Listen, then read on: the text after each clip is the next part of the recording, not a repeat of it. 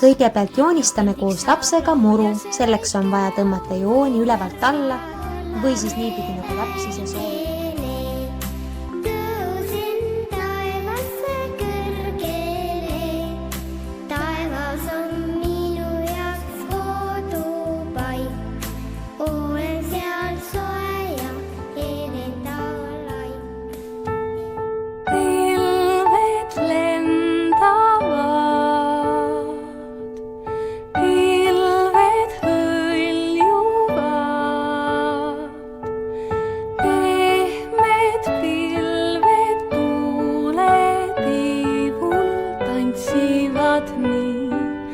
Tantsivad nad, lennates hõljudes, kuni kord vaibub tuu.